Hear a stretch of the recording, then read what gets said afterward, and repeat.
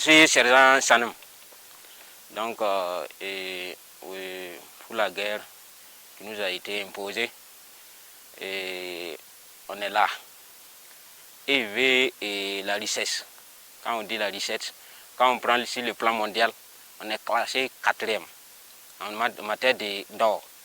Donc, c'est à cause de ça, ils veulent notre richesse. Donc, on est là pour lutter contre ça. Voilà. Et la guerre qui nous a été imposée aussi, on est dedans et puis on va aller jusqu'au bout. Il n'y a pas de recul. C'est là-dessus. Voilà. Les missions qu'on nous a eu à faire, si je me rappelle bien, c'est la mission de relève et tracé à Kélo. Quand on est arrivé au milieu et dans leur poste, ils ont communiqué que nous, on ne peut pas arriver à Kélo si ce n'est pas par voie aérienne. Nous, on a dit que, en tout cas, c'est qu'ici, on va voir. Mais on est arrivé par voie terrestre. Donc, c'est le courage. Et parmi nous tous. Et ça, c'est à féliciter. Voilà. Donc, on peut ajouter aussi, en tout cas, la population, ça, c'est, en tout cas, et aussi le fait de l'effort pour les équipements de nos VDP et au niveau de l'armée même. Et puis, on les félicite beaucoup. On dit que, en tout cas, les soldats sont vos enfants, sont vos fils. C'est nos papas aussi, nos grands frères. Donc, tout le monde doit être dans la danse pour que la paix revienne au faso. Voilà. Donc, les jeunes, moi je sollicite vraiment les jeunes de s'engager pour la libération de notre pays. Voilà, personne n'est épargné, tout le monde doit être dans la danse. Voilà, je sais que bientôt ça sera la paix. Il n'y a rien à dire. Si c'est ça là, moi je suis confiant que bientôt sera la paix. Pour terminer, dans notre pays, chaque jour on le dit, et ça c'est clair pour toute l'humanité, la patrie ou la mort, nous vaincrons.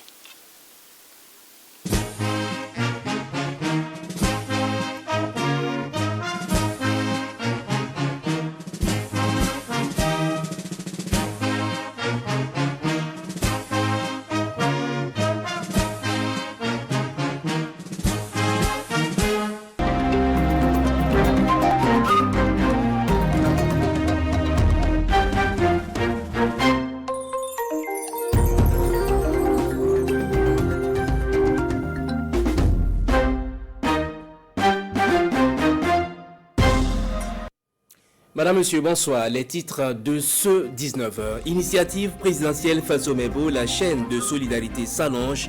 Illustration à Kaya par le geste du personnel de la délégation spéciale communale.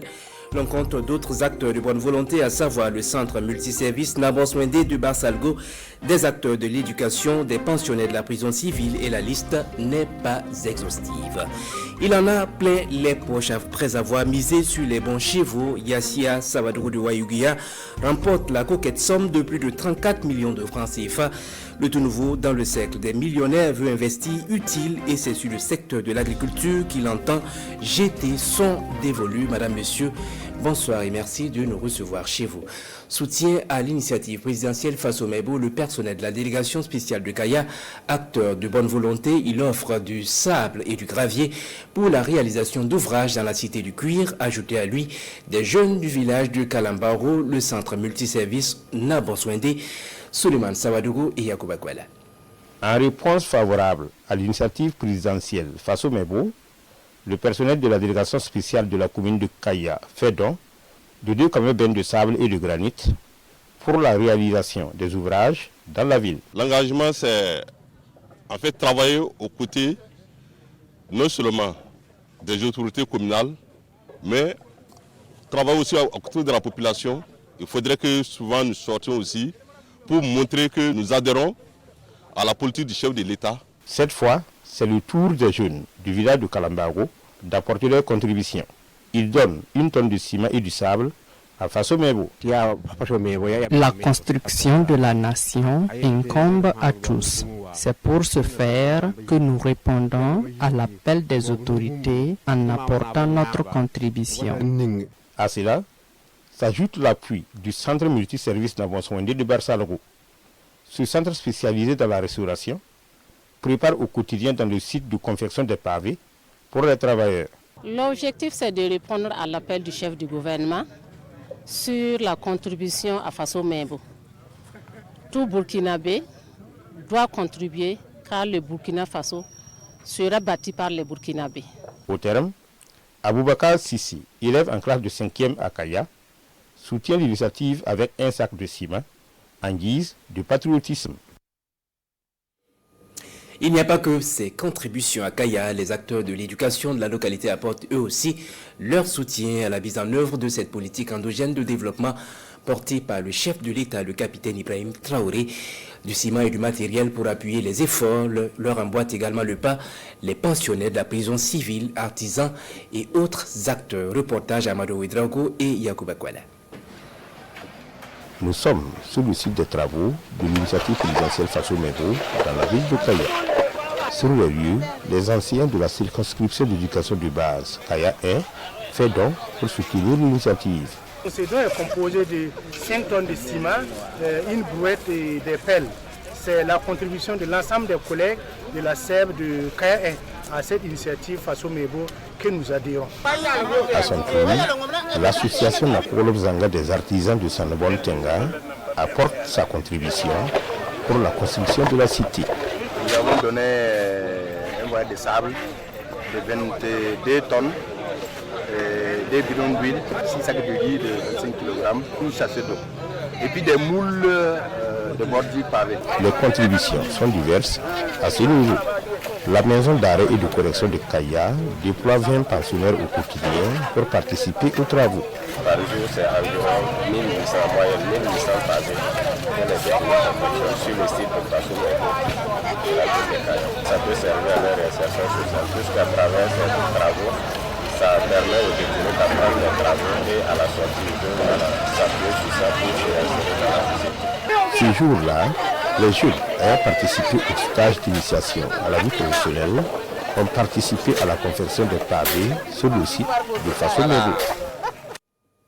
L'initiative Padantougri pour le bien-être de la femme poursuit son bonhomme de chemin. À Fadangourma, elle s'attaque aux violences faites aux filles et aux femmes sur le numérique. C'est à la faveur d'une conférence publique au cours de laquelle l'IPBF sollicite l'implication des leaders religieux et coutumiers. Le compte-rendu de Haruna Kabore et Joël Tendambiga. Tous unis pour mettre fin aux violences numériques faites aux filles et aux femmes, c'est autour de cet engagement que l'initiative Padantougri pour le bien-être de la femme, IPBF, tient sa conférence. À travers cette rencontre, l'ONG entend susciter l'adhésion des femmes ainsi que des leaders religieux et coutumiers à la lutte contre les violences basées sur le genre. Nous avons tenu à faire cette sensibilisation pour faire connaître les violences que peuvent faire face les filles et les femmes sur le plan numérique. Compte tenu aussi de l'utilisation abusive des réseaux sociaux sans maîtriser les paramètres, et cela expose beaucoup les filles et les femmes. Et nous avons le cas des harcèlements, des usurpations. Autour de ces échanges, ponctués par la projection de films intitulés « Le poids du déshonneur », les participants ont mieux assimilé les messages de sensibilisation portés par les organisateurs. Pour remédier à ces violences, ça commence déjà dès l'éducation en famille. De choisir aussi un conjoint, mais de tenir également compte du respect de la famille. Nous devons transformer nos engagements en des actions concrètes, à savoir promouvoir l'éducation des filles, encourager la dénonciation et la sanction des auteurs de violences, soutenir les survivants par des structures d'accueil et d'écoute, et valoriser les initiatives locales qui favorisent l'autonomisation des femmes. Ces communications s'inscrivent dans le cadre des 16 jours d'activisme en faveur des droits des femmes et des jeunes filles, initiés par l'ONG humanitaire, l'initiative Padantougri pour le bien-être de la femme. Et puis la nationale des jeux du hasard vient de faire un nouveau millionnaire. Yassia Savadogo, depuis Ouayuguya, il remporte la somme de plus de 34 millions de francs CFA, gain qu'il entend investir dans l'agriculture. Il y soit son chèque en présence de Karim Ilboudo et Alidou Alain Savadogo. Un chèque de 34 527 500 francs CFA remis à Yassia Savadogo, un heureux gagnant de la loterie nationale burkinabé, l'ONABé. Pour gérer utilement son gain, ce nouveau gagnant compte investir dans l'agriculture. Je vais travailler à ce que ce gain m'aide à oublier toute la souffrance que j'ai connue dans le passé. Je suis agriculteur et je vais agrandir mes superficies de production et aussi améliorer mon matériel et moyens de production. Ces dons fait suite à plusieurs autres lots déjà remis et annonce un autre lot dans les jours à venir. Il a pu avoir les 34, mais de ce fait, il devrait réfléchir pour dire que voilà, si cette chance-là lui est arrivée, il faut qu'il sache la saisir et faire vraiment un bon usage de son argent, de manière à investir utile. Les responsables de la LONABé invitent les parieurs de la région à toujours faire confiance à leurs produits. Ce sont nos compatriotes, ils ont été affectés par la crise sécuritaire. Heureusement, ils disposent de compétences en conduite. L'entreprise Wenpanga leur offre alors un cadre de recyclage, une session de renforcement de capacité au profit d'une centaine de jeunes. De Kaya, le témoignage de Souleymane Savadogo et Jacques Ouedraogo. 106 chauffeurs issus des personnes déplacées autres reçoivent leurs attestations de fin de formation après 3 jours de recyclage dans le domaine de la conduite. L'initiative est de l'entreprise Wenpanga pour permettre à ces personnes de pouvoir vivre de leurs compétences et profiter des opportunités qui se présenteront à elles sur le marché de l'emploi afin de lutter contre le chômage des jeunes. Nous avons voulu, à travers cette formation, soulager surtout ces personnes démunies pour qu'elles puissent être qualifiées dans le domaine de la conduite et profiter des opportunités qui vont se présenter à elles afin de lutter contre la pauvreté. Attestation à main, ces chauffeurs sont désormais aptes au métier de la conduite. Cet acte de solidarité envers ces personnes démunies est salué à sa juste valeur. Nous tenons, au nom de Madame la ministre, à féliciter et encourager l'entreprise pour cette initiative qui permettra d'accompagner les personnes déplacées internes et les autres dans les règles de conduite de la circulation routière. Je dis merci à tous ceux qui ont fait le moyen de nous appuyer à avoir ces formations. Je le dis merci. Ces séances de formation ont été également organisées à Ouagadougou, Koubri et Zignaré pour renforcer leurs capacités en matière de conduite et promouvoir le métier des chauffeurs au Burkina Faso. L'entreprise Wenpanga œuvre dans ce domaine depuis 2016. À Ouaïgouya, les écoles Saint-Marius A et B jubilent. La première école souffle sur 25 bougies et la seconde sur 75. Quoi de plus normal donc que de se réjouir, mais il faut aller de l'avant.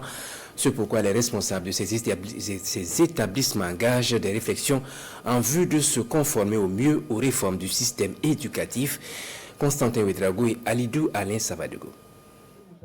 Commémoration des 75 ans de l'école Saint-Marius B et 25 ans pour l'école Saint-Marius A de Ouayuguya.